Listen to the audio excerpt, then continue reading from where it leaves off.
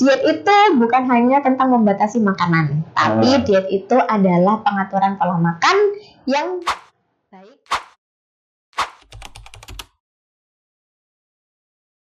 Sembilan 5,7 KFM Mojokerto, ada informatif dan kreatif. Jumpa lagi barengan saya Tata Preta Ika Muda, dan kita jumpa lagi di program Bika Bicara. Seperti biasa, pagi hari ini aku nggak sendirian karena di samping aku ada Mbak Rizka. Ya. Ini seorang nutrisionis dari Rumah Sakit Dr. Sukandar Mojosari. Selamat pagi Mbak Rizka. Pagi. Aku biasanya nggak pernah putus-putus loh suaranya ya. Hari ini nggak tahu kenapa ya. Saya agak grogi gitu malam akhirnya ya. Mbak Rizka ini biasa ya. Iya, Mbak Rizka apa kabar? Ya, alhamdulillah sehat. Sehat ya. Oke. Pagi hari ini kita ngobrolin soal diet zaman now, diet gizi seimbang, betul ya Mbak? Ya, betul. Ada diet zaman now, ada bedanya nggak sama zaman dulu gitu kan, sama zaman sekarang? Sebenarnya nggak ada bedanya sih, tapi lebih ke sebuah hal yang baru. Hal yang baru, atau diet kalau zaman dulu aur-auran gitu? Oh, bukan. Sekarang lebih terprogram, atau kayak gimana ya? Kalau dulu mungkin kita mengenalnya istilah diet itu kalau makan itu kan cuma 4 sehat 5 sempurna ya. Jadi pokoknya makan isinya ada nasi, ada apa, ada sayur, ada buah, yang terakhir harus susu. Nah, tapi kalau misalkan sekarang sesuai dengan anjuran Kementerian Kesehatan, kita 4 sehat 5 sempurna itu sudah tidak digunakan lagi di Indonesia. Karena itu sudah tidak relevan lagi. Nah, sekarang yang dianjurkan oleh pemerintah itu namanya tumpeng gizi seimbang. Tumpeng? Iya, bentuknya tumpeng. Oh, berarti kita harus makannya nasi yang lincip-lincip. Bukan ya? Nah, itu ada filosofinya. Kenapa kok ngambilnya tumpeng? Karena begini, kalau di Indonesia biasanya misalkan ada selamatan, bancaan, makan nasi tumpeng kayak gitu. Nah, itu kan menciri khaskan punyanya Indonesia. Jadi bentuknya tumpeng. Nah, kenapa kok bentuknya tumpeng? Karena kan dia kan bentuknya kan kayak kerucut gitu ya. Bentuknya harus gini ya, Mbak? Gini ya boleh, Mbak? Gini kan suaminya. Oh iya. Kamu udah bawaannya kayak gitu aja dari tadi ya. Sebenarnya tumpeng. Nah, artinya dia semakin ke atas itu berarti porsinya artinya semakin sedikit. Nah, itu menunjukkan ada bagian-bagian porsi yang harus dimakan. Misalkan nasi itu harus berapa porsi, kemudian lauknya itu harus berapa porsi, seperti itu. Nah, justru yang pilar itu, tumpengnya itu disusun dengan ada 4 pilar gizi seimbang. Nah, sepertinya yang pertama adalah makan makanan aneka beragam makanannya, kemudian harus disertai dengan aktivitas fisik, kemudian memantau berat badan yang ideal. Nah, kalau dulu kita kan hanya kenalnya udah makan itu aja 4 sehat 5 sempurna. Kalau sekarang kan lebih lengkap. Jadi ada pemantauan berat badan secara rutin, kemudian juga ada aktivitas fisiknya, kemudian jangan lupa harus minum air putih juga. Seperti itu. Mungkin ada 4 dari tadi ya. Kita bahas satu-satu dulu ya Mbak. Yang pertama tadi apa? Pertama kan keragaman makanan. Keragaman makanan. Kayak gimana itu mungkin bisa dijelaskan ke Ika Muda? Jadi kalau misalkan keragaman makanan itu nggak boleh makan satu aja menu gitu ya Mbak? Itu sangat tidak disarankan. Kenapa seperti itu? Ika Muda nggak boleh kayak gitu ya. Jangan niru aku karena nurut ya. Jadi makannya telur aja. Biasanya kalau misalkan kayak nakos gitu ya. Mie instan gitu. Seminggu tuh bisa sampai 3 kali makannya. Kalau nggak gitu ya gimana ya Mbak? Tanggal tua mampus sih ya. Belum dikasih duit sama orang tua gitu. Nah, tapi diusahakan setiap dalam 1 kali makan dalam 1 piringnya itu lengkap. Ada nasi, ada lauk, pauk, sayur, dan kalau bisa paling tidak ada sayurnya. Mungkin buah, nasi, lauk pauk, sayur, ada nabati, kemudian ada sayur. 12.000 Mbak. Iya. Jadi kayak gitu. Jadi makanannya bervariasi. Maksudnya bervariasi adalah tidak hanya satu jenis makanan saja yang dikonsumsi. Dan kita juga tinggalnya di Indonesia ya. Indonesia salah satu negara tropis yang mana tumbuh-tumbuhan banyak jenis bahan makanan yang tumbuh. Kan banyak kan jenis bahan makanannya tanpa kita harus impor. Kemudian bahan makanan lokal kayak misalkan ubi-ubian, kemudian jagung, padi dan sebagainya itu kan banyak di sini tanpa kita harus impor, kita bisa menanam sendiri. Nah, itu yang harus kita bisa berdayakan jadi konsumsi makanan kita. Jadi jenis karbohidratnya itu banyak, nggak harus nasi, nggak harus kentang, bisa pakai yang lainnya. Nasinya itu seimbangnya gimana Mbak? Nasinya harus banyak atau ikannya harus lebih banyak atau kayak gimana ukurannya? Kan kalau di tumpeng gizi seimbang kan hanya isinya apa saja gitu. Nah, itu disederhanakan dalam bentuk isi piringku namanya. Kalau programnya namanya isi piringku. Nah, Oke. di dalam isi piringku itu terdiri tadi ada sumber karbohidrat, sumber protein dari lauk pauk, kemudian dari sayur dan buah. Kalau misalkan nasi itu bisa sekitar 3 sampai 4 porsi. Paling kalau di apa ya namanya, kalau kita daripada kita bingung-bingung menimbang-nimbangnya ya, Oke. biasanya itu nimbang-nimbang, anggap aja satu porsinya itu 1 centong nasi seperti itu. Satu centong ya. Centongnya yang standar ya Wika Muda. Yang muncul, jangan yang muncul gitu. Atau di centong yang besar biar kenyang gitu. bukan. Nah, terus yang kedua mungkin nggak harus nasi, atau mau pakai kentang misalkan. Kentang itu satu porsinya bisa dua potong kentang. Oh, nggak harus nasi ya? Harus nasi. Ada pengganti nasi. Bisa ada yang Oke. lain. Kemudian pakai umbi-umbian juga sama kan, umbi-umbian itu juga sumber karbohidrat. Dia juga kayak kayak akan serat, jadi kebutuhan serat di dalam usus kita bisa terpenuhi. Jadi nggak hanya harus dari nasi. Oke, tapi kayaknya kalau orang-orang sekitar kita nih, orang kita nih kalau belum makan nasi belum makan. Nah, itu memang. Karena Makanya- memang biasa kayak kebiasaannya kalau di sini tuh kalau nggak makan nasi itu belum makan gitu. Nah, memang itu sesuatu hal yang sulit untuk dihilangkan. Dulu saya pernah pas waktu kuliah dapat tugas dari guru sosioantropologi, seminggu nggak boleh makan nasi. Hah? Nah, jadi harus makan sumber karbohidrat yang lain, nggak boleh makan nasi. Apa tuh? Makan apa jadinya? Ya jadi kalau dulu ya makannya roti, makannya kentang. Nah justru porsinya makin banyak. Iya, benar. Udah. Benar. Beda beras kan ya. Iya, bikin roti sendiri juga nggak mungkin, gitu kan? Nah, kayak gitu. Nah, ternyata setelah kita ada pengalaman seperti itu bahwa memang nasi memang makanan pokok kita sehari-hari, tapi bisa diganti dengan yang lainnya sebagai bahan alternatif. Misalkan harga bahan pokok lagi naik, kan gitu kan harganya naik. Iya. Tapi lemes nggak Mbak di badan Mbak? Kalau kadang kan kebawa ke mindset ya, nggak makan nasi tuh jadinya lemes gitu ya. Benar. Emang lemes? Saya mengalami, maksudnya saya mengalami. Emang lemes apa memang mindsetnya aja yang lemes? Bisa dua-duanya kayaknya. Gitu. Terus di tengah-tengah pernah juga sakit mah, soalnya nggak makan nasi, lapar, lesu kayak gitu. Harus sakit mah nggak tega jadinya. Tapi dengan hal yang seperti itu jadinya kita tahu bahwa sumber karbohidrat itu nggak cuma nasi, tapi ada yang lainnya, dan itu bisa dijadikan misalkan selingan. Nah, jadi kalau misalkan kita mau ngemil-ngemil, kebanyakan kalau kita ngemil-ngemil kan ngemil-ngemil kayak keripik-keripik gitu kan, itu kan kalorinya banyak. Nah, mungkin bisa diganti dengan ngemil-ngemil umbi-umbian yang mana itu sifatnya sehat, seratnya banyak, kemudian airnya juga banyak, jadi cukup. Waduh, susah juga kalau anak-anak muda sekarang ngemil umbi-umbian, kayaknya udah kalau lihat aja umbi-umbian, males banget nih gitu kan. Maunya kan yang cepat saji, kentang goreng gitu ya. Ini malah bahaya ya kalau buat diet ya. Nggak masuk kalau ya. Untuk diet sebenarnya enggak terlalu pengaruh. Nggak terlalu pengaruh ya. Apa? Hanya kan mungkin olahannya saja. Nah, triknya kalau misalkan masa sih makannya umbi, masa makannya telo kayak gitu. Nah, mungkin kan bisa diolah dengan bentuk yang lain. Misalkan kayak tahu ini enggak jajanan kayak sawut? Sawut. Yang singkong yang singkong yang diparut itu ya, terus yang merah. Nah, itu kan bisa jadi alternatif cemilan juga. Jadi banyak cara untuk mengolah satu bahan makan. Sawut, iya ya, tahu. Apalagi kalau sekarang kan ada yang pagi-pagi jualan tuh ya, jualan jajan pasar tuh di situ ada biasanya Wika Muda kalau bingung. Iya. Terus kalau buah itu memang harus ya Mbak? Buah tidak harus, tetapi diusahakan ada. Karena minimal itu apa Wika Muda biar tahu? Apanya? Buahnya minimal. Kalau buah sebenarnya tidak ada semuanya ya. Harus apa-apa tuh enggak. Yang penting satu, ketersediaan pangannya di daerahnya apa yang banyak. Gitu aja, manfaatkan sekitar kita ya. Iya. Ada yang pisang ya pisang. Tetangga punya pisang diambil, punya jambu. Nggak gitu. Nggak gitu ya Pak. Yang penting kebutuhan seratnya bisa didapat dari sayur. Oke. Sayur kan kebutuhan seratnya, vitamin dan mineralnya juga sudah banyak. Oke, itu yang pertama tadi mengenai variasi makanan. Itu kalau misalnya katanya kan kita paling nggak boleh selama makan cepat saji. Sebenarnya nggak masalah ya Mbak ya? Iya. Gimana? Nggak masalah sebenarnya. Atau itu masalah ketika kita untuk diet? Makanan cepat saji. Iya. Oh begini. Kalau untuk masalah makanan cepat saji itu kan sebenarnya banyak macamnya ya. Iya, banyak sekali. Maksudnya banyak fast food, kayak gitu.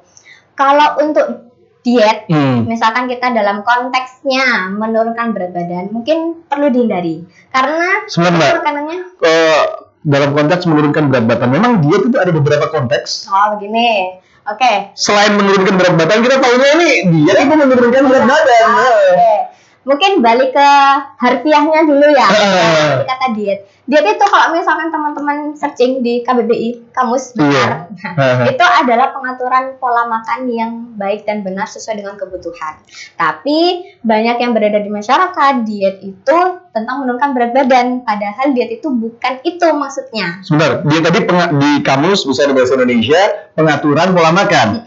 Yang kita tahu diet itu nggak makan. Nah, malah salah kaprah ini ya. Salah kaprah. Jadi diet itu sebenarnya adalah pengaturan pola makan yang baik dan benar sesuai dengan kebutuhan dan juga dengan anjurannya. Oh gitu ya kamu dan. Jadi mungkin kenalnya diet DM, diet jantung, diet melitus, penyakit-penyakit tertentu. Nah dia kan ada pengaturan pola makannya. Kalau orang diabetes nggak boleh banyak makan manis-manis. Kemudian kalau orang yang sakit jantung atau kolesterolnya banyak, nggak boleh banyak-banyak makan yang berlemak. Nah, seperti itu. Itu kan pengaturan pola makan sesuai dengan kebutuhannya dia. Nah, berarti maknanya diet di sini itu adalah pengaturan pola makan yang baik dan benar sesuai dengan kebutuhan kita. Oke. Gitu. Jadi, selain buat diet, tadi balik lagi buat apa lagi, Mbak? Yang mana? Selain buat diet, selain buat menurunkan berat badan, maknanya juga tidak hanya menurunkan berat badan, tapi juga bisa menambah berat badan. Yes.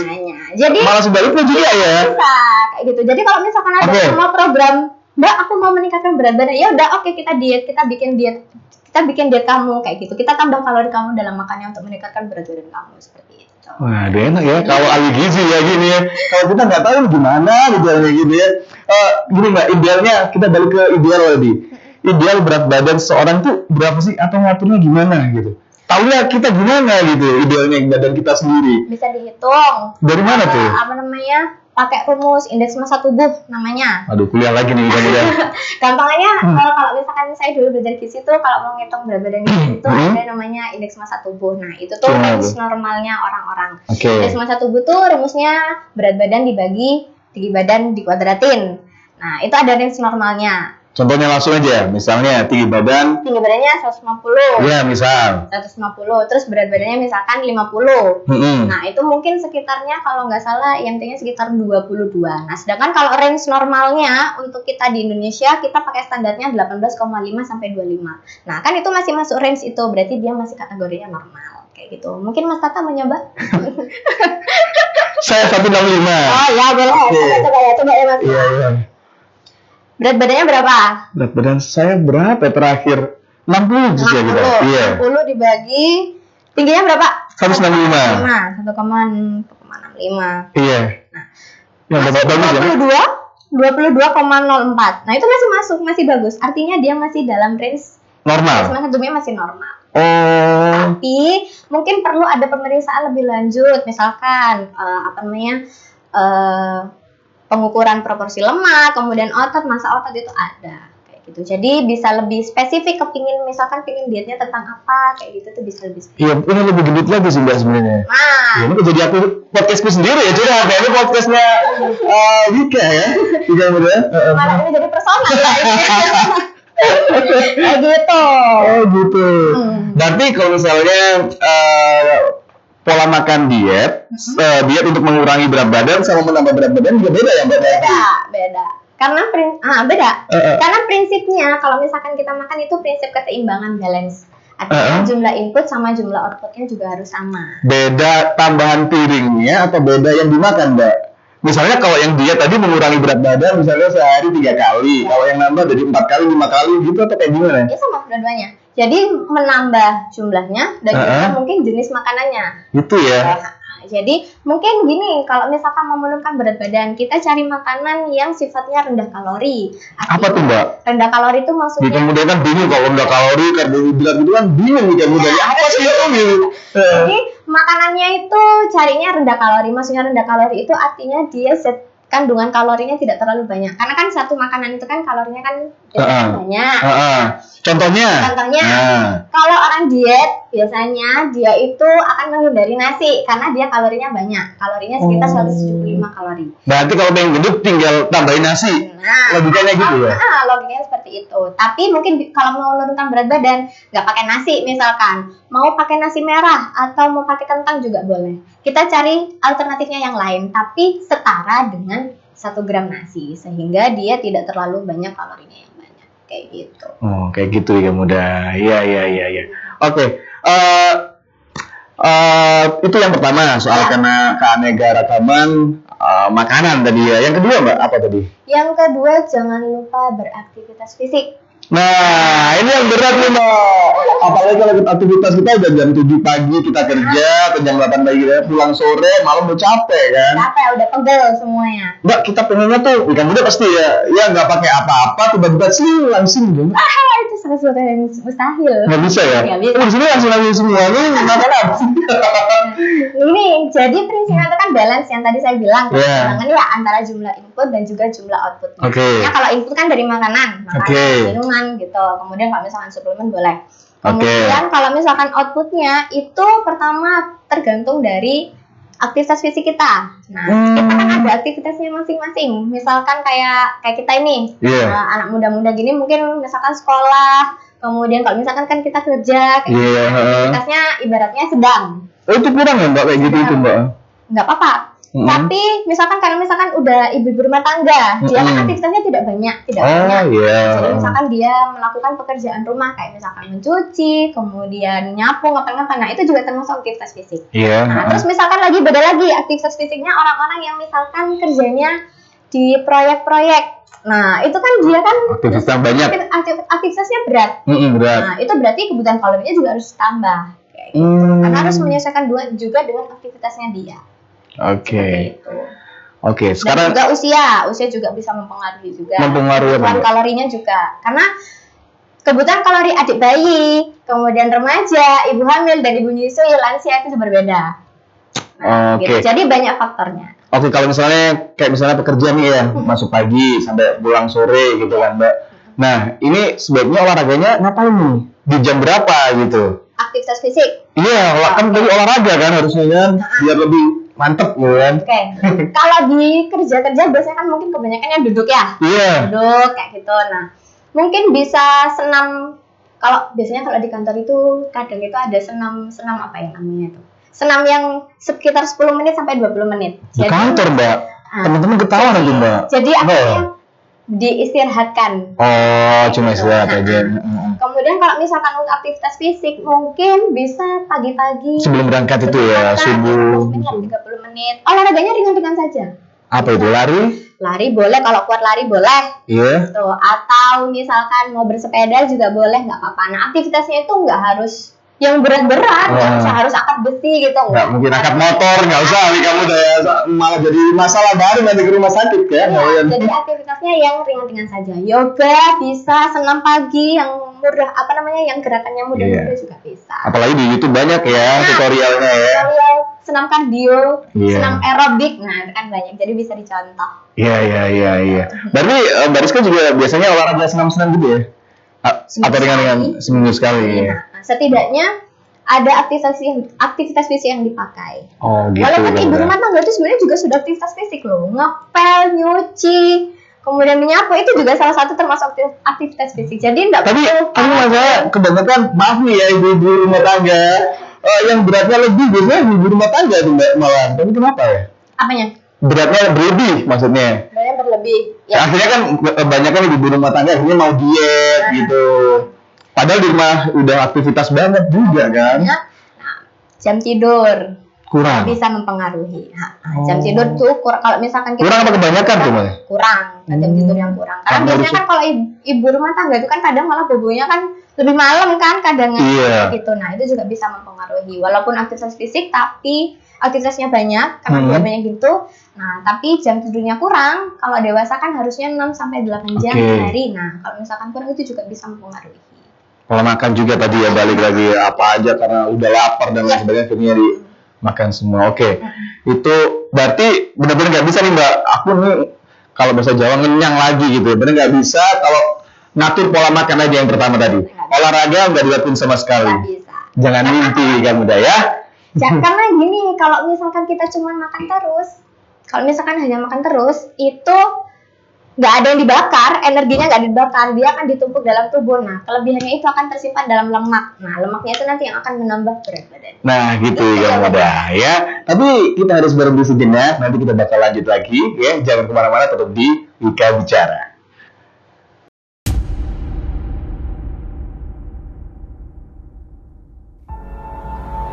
Semua orang berharap bahagia di pagi yang cerah.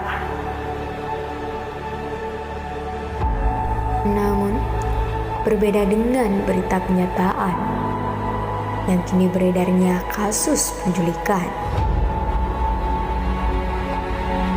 Dengan gerak-gerik mencurigakan yang bukan tentang penampilan.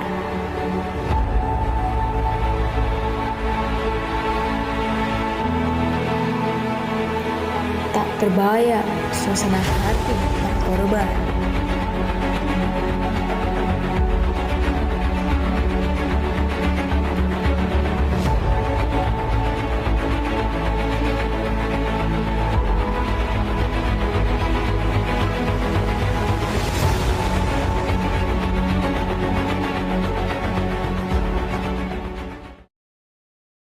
Lima 5,7 Wika FM Mojokerto, radio informatif dan kreatif, masih di Wika Bicara. Dan kita masih bareng Mbak Rizka, ini nutrisionis dari Rumah Sakit Dr. Skandar Mojosari. Kita tadi udah ngomongin banyak hal ya Mbak, mengenai diet ya. Yang pertama tadi soal apa Mbak? Keanekaragaman makanan. Ada 4 juga model dia. Yang kedua, keanekaragaman. Yang kedua adalah beraktivitas fisik. Beraktivitas fisik yang tadi aku udah coba, Wika muda seperti permintaan kalian, nggak pakai aktivitas tapi kita bisa langsing. Nggak bisa, kata nutrisionis ya. Kita mau bilang apa ya? Itu yang kedua. Yang ketiga Mbak, apa sih Mbak? Yang ketiga adalah perilaku hidup bersih dan sehat. Nah, ini kamu udah susah lagi. Kayak gimana tuh maksudnya? Oke. Sebentar. Apa? Perilaku hidup bersih dan sehat. Apa hubungannya sama diet Mbak? Ada hubungannya jelas. Gimana tuh Mbak? Kalau dulu kan kenalnya cuma makan aja. Tapi tanpa kita tahu bagaimana sanitasi atau kebersihan makanannya, kemudian sumber bahan pakanannya seperti apa, kemudian dia bagaimana cara pengolahannya. Nah, itu kan masuknya kan hygiene dan sanitasi. Jadi percuma kita banyak makan tapi kalau kita mengolahnya nggak betul, kemudian kita banyak minum tapi ternyata air minumnya tidak sesuai dengan standar yang dipakai. Nah, kemudian kalau misalkan kita makan terus habis megang apa-apa tanpa cuci tangan, nah makannya kan jadinya bercampur dengan kuman-kuman. Masa kita mau makan isinya kuman-kuman juga kan nggak mungkin. Nah, makanya kumannya jangan lihat saya. Boleh aja. Jadinya enak sih. Maaf. Jadi anjuran Kemenkesnya itu sekarang sudah lebih kompleks, tidak hanya membahas tentang makanan saja, kemudian tidak hanya membahas tentang aktivitas fisik ataupun misalkan porsinya dan sebagainya, tapi juga memperhatikan hygiene dan sanitasinya. Maksudnya perilaku hidup bersih dan sehat itu yang pertama adalah kalau kita mungkin teman-teman bisa nanti cari ya 10 pesan umum gizi seimbang. Apa Mbak? 10 pesan umum gizi seimbang. 10 pesan umum gizi seimbang. Itu di situ tercantum yang pertama adalah cuci tangan dengan air bersih dan yang mengalir. Cuci tangan dengan air bersih dan mengalir. Nah, kenapa kok seperti itu? Karena kalau misalkan kita makan tapi kita tangannya nggak bersih, misalkan tidak hanya tangan tapi juga alat makan. Nah, sama saja tidak makannya tidak hygiene, makannya tidak sehat. Itu karena makanannya sehat. Tapi kalau di tempat makan-makan itu dikasih kobokan itu nggak mengalir. Beda lagi. Jadi makanan yang sehat itu tidak hanya makanan yang variasi makanannya banyak, kemudian zat gizinya juga banyak, tapi juga sehat dari segi hygiene dan sanitasinya juga. Nah, pemerintah di sini juga menggalakkan program perilaku hidup bersih dan sehat. Gitu. Jadi kita banyak bersinggungan dengan beberapa aspek atau beberapa faktor-faktor yang lainnya seperti itu. Itu tadi yang baru yang pertama, nggak perlu disebutkan yang kedua sampai yang 10, katanya ada 10 aspek atau apa tadi? Banyak sekali. Mungkin nanti bisa dicari sebenarnya. Bisa dicari sendiri ya. 10 pesan umum itu sebenarnya intinya sama. Tidak jauh beda dengan apa yang kita bahas hari ini. Kalau kita kan membahasnya tentang 4 pilar gizi seimbang. Nah, itu penjabarannya nanti ada 10 pesan umum gizi seimbang sama kok. Itu ya kamu bilang tinggal googling aja ya. Oke, itu tadi yang ngomong soal hidup sehat. Ya. Ya nggak sehat tuh kayak gimana sih Mbak? Apanya? Ya, yang nggak sehat.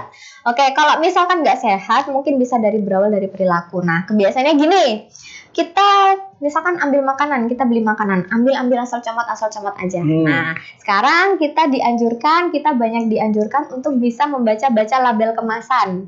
Nah, kalau misalkan kita beli bahan makanan gitu ya kan ada informasi nilai gizinya. Nah, jadi masyarakat itu kita mulai mengajarkan masyarakat untuk bisa mulai bijak dalam memilih makanan. Jadi nggak hanya asal ambil kayak gini tanpa melihat tanpa kita lihat zat gizinya. Jadi harus bisa mulai bijak memilih jenis bahan makanan yang sebentar Mbak Rika Muda kan juga nggak tahu nih soal baca gizi-gizinya kan nggak paham juga nih. Itu kalau mau baca tuh ada sesi sendiri Mas. Harusnya Mas. Itu kita tahukan lagi ya. Jadi nggak harus belajar bacanya gitu, tapi setidaknya minimal kita bisa melihat. Misalkan kita ngambil suatu jenis bahan makanan gitu ya, nanti kita lihat, makanan ini mengandungnya ini, makanan ini mengandung ini, makanan ini mengandung ini, yang mana yang itu kira-kira sesuai nggak sama tubuh kita kayak gitu. Misalkan membandingkan susu satu sama lain kan pasti kan ada kandungan banyak kan berbeda. Jadi bisa kita mulai bisa memilah dan memilih mana yang baik untuk kita. Gitu. Baca label kemasan. Tuh, kamu udah baca label kemasan. Kalau kamu udah kadang-kadang baca label expired aja bingung Mbak. Nah, label kemasan. Atau cuma baca label harganya doang gitu kan. Yang diambil, udah nggak jadi gitu. Oke. Gitu. Itu yang ketiga. Ya. Yang keempat? Yang terakhir adalah pemantauan berat badan. Pemantauan berat badan. Gimana nih Mbak maksudnya? Jadi kita nggak cuma makan, nggak cuma olahraga, terus nggak cuma menerapkan hidup sehat, tapi tetap harus harus memantau berat badan. Karena begini, seiring dengan berjalannya waktu gitu ya, kita kan menghadapi kalau program sekarang itu kan permasalahan sekarang tentang stunting. Nah, yang yang anak itu tidak bisa tumbuh tinggi. Nah, atau kita juga bisa mengenai tentang obesitas, overweight kayak gitu. Jadi permasalahan berat badan kan tidak hanya berat badan kurang, tapi juga dengan berat badan yang berlebih. Nah, karena kalau misalkan berat badan itu kan kita bisa bisa menjaga. Kalau misalkan udah kelebihan, ya udah kita kurangin makanannya. Kalau kurang, kita kasih tambah makanannya. Nah, jadi harus bisa mulai dipantau, harus rutin melihat kalau misalkan mungkin tiba-tiba kita, kok berat badanku turun padahal makanku banyak. Nah, itu kan bisa jadi sebuah pertanyaan, kok bisa kayak gitu. Kadang-kadang itu ibu-ibu juga, Mbak, manganku pecahnya titik loh. Nah, kayak gitu. Nah, itu kan perlu beneran apa cuma dia pura-pura aja Mbak? Ya mungkin bisa jadi atau mungkin mindsetnya dia bisa jadi padahal setelah dilihat IMC-nya indeks massa tubuh tadi ternyata dia normal. Nah tapi apa yang membuat dia kok merasa dia gemuk itu kan mungkin ada pemeriksaan lebih lanjut. Makanya kita dihimbau bisa memantau berat badan kita secara rutin. Jadi kita bisa melihat apakah kita kehilangan berat badan secara drastis atau tiba-tiba naik berat badannya kan kita nggak tahu. Nah itu mungkin harus ada pemeriksaan klinis lebih lanjut. Nah kemana tuh Mbak kalau kita pengen pemeriksaan klinis tuh? Kalau misalkan mau lebih ke pemeriksaan klinis ya kita anjurkan ke rumah sakit atau misalkan vaskes terdekat. Jadinya kan pemeriksaannya lebih banyak. Ada pemeriksaan lab, pemeriksaan dan sebagainya. Jadi kan kelihatan nih yang nggak normal itu yang mana aja. Jadi mungkin kita bisa tangani. Dan juga harus ada pendampingan dengan health professionals. Kayak misalkan dokter, kalau misalkan dalam konteksnya makan, dia dan sebagainya dengan ahli gizi seperti itu. Jadi lebih tertata. Istilahnya jadi lebih tertata kalau misalnya. Sekarang kan lagi ramai juga gym gitu, perlu nggak sih Mbak gym gitu? Gym? Iya. Gym itu sebenarnya gym itu kan kayak kalau misalkan saya lihat itu kan kalau gym itu kan memperkuat massa otot gitu ya. Membentuk. Sebenarnya nggak apa-apa. Hanya saja dia memang perlu ada diet khususnya. Nah, karena kan dia kan tujuannya kan untuk membentuk massa otot. Berarti kan harus banyak protein yang dimakan. Nah, artinya dia makan proteinnya itu harus lebih banyak dibandingkan dengan orang normal. Nah, supaya bisa membentuk massa ototnya yang banyak. Nah, selain misalkan sudah kebentuk nih massa ototnya, tapi juga harus tetap ada maintenance-nya. Artinya harus ada balancing dalam ketika dia makan supaya massa ototnya ini tadi nggak melewat. bisa ngeliat juga ya? Iya. Nah, Ya, kalau udah misalkan kebentuk, terus dibiarin, Nah, nggak bisa ya? kalau udah kebentuk terus makannya mulai nakal-nakal lagi, terus udah nggak maintenance ya. Nakal udah anak-anak ya, nakal. Jadi beda, harus ada apa namanya pengaturan pola makannya. Mungkin bisa konsul juga ke ahli gizinya atau mungkin ke health professionals yang juga bisa. Berarti nggak harus ya gym ya? Untuk diet? Enggak. Nggak harus. Nggak harus. Bisa olahraga yang dikit-dikit gitu tadi. Soalnya kan sekarang lagi happening banget gitu Mbak. Gym, Jadi ikut-ikutan teman dan lain sebagainya. Nggak Tapi apa-apa. sebenarnya kalau untuk diet nggak harus. Tidak harus. Boleh pakai olahraga yang kita mampu saja. Gitu. Oke. Olahraga yang murah-murah kan banyak lari kan nggak baik, tidak mengeluarkan biaya. Iya Mbak, lari Iya. dari mantan juga. Itu penting gitu ya. Biar nggak- Aduh, baper. Kayak Oke. gitu. Kalau misalkan masalah gym kayak gitu, itu kan sebenarnya preferensi orang-orang kan. Misalkan dia mau mencoba, it's okay, nggak apa-apa. Yang penting tetap harus ada pendampingan juga. Artinya tidak salah hanya nggak cuman bentuk otot aja, tapi kan Oke. juga makannya kan juga harus dijaga. Kemudian bagaimana maintenance-nya dia, seperti itu. Oke, kalau Mbak Rizka sendiri? Apa? Ikut gym juga? Enggak. Oh enggak ya. Enggak, nanti kegedean nanti badannya. Iya Mbak, udah bagus gitu aja ya. Tapi tambah gede badannya. Oke, Rizka, Ya. kita tadi kan tadi 4 udah ya. selesai. 4 udah. Tadi nge-gym itu juga nggak harus sih kan udah ya untuk diet itu bisa pilihan lah ya. Preferensi. Preferensi bisa dilakuin, bisa enggak. Terus Mbak, aku juga kan kadang ada temen-temen nih ya, atau denger-denger lah diet pakai obat-obatan. Kadang kita tahu di iklan-iklan di media sosial gitu kan. Entah serbuk, entah herbal atau apapun itu boleh nggak sih Mbak sebenarnya Mbak? Kalau obat kayak gitu kan biasanya kan itu kan dalam bentuk suplemen ya. Iya. Nah, suplemennya kan ada yang bentuk tablet, ada yang bentuk sabun dan sebagainya. Nah, yang perlu kita garis bawahi itu adalah apakah itu sudah melewati uji klinis atau belum. Maksudnya uji klinis itu adalah apakah dia sudah memenuhi standar. Misalkan dia dikatakan sebagai obat atau dikatakan sebagai suplemen, apakah dia sudah memenuhi standar itu atau belum. Oke. Karena biasanya begini, banyak orang mengklaim minum ini dia bisa langsing, minum ini dia turun berat badannya dalam seminggu bisa langsung 30 kilo turun kayak gitu kan. Nah, itu kayak something, bisa kayak gitu loh. Nah, tanpa kadang kita memikirkan apakah kita minum itu tuh ada side effect-nya, ada efek sampingnya. Oke. Kadang kan kita cuma mikirnya ya udah aku pengen langsing gitu, pengen berat badanku turun gitu tanpa kita memikirkan efek ke belakangnya, efek ke depannya kayak gitu. Nah, sedangkan bener nih berat badannya udah turun gitu, tapi ternyata ada efek samping yang lainnya, misalkan badannya jadi mudah lemes, kemudian mudah nggak fokus kayak gitu. Nah, kan kita juga nggak tahu. Jadi makanya kalau misalkan mau konsumsi obat seperti itu, pertama harus bisa konsul dulu ke health professionals, itu yang pertama.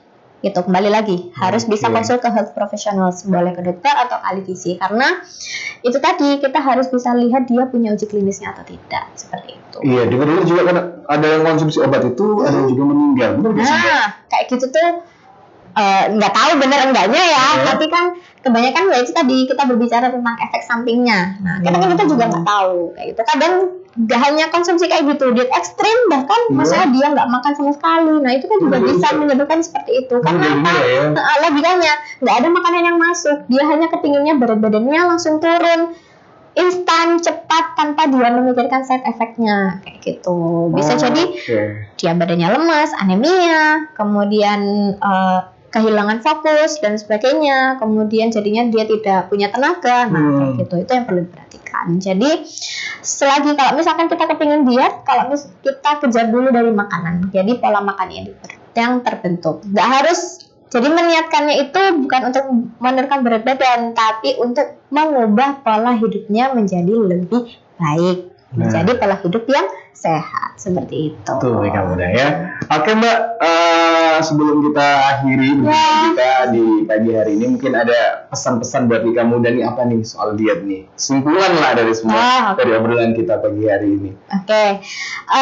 Mungkin kesimpulannya, diet itu bukan hanya tentang membatasi makanan, tapi diet itu adalah pengaturan pola makan yang baik dan juga sehat.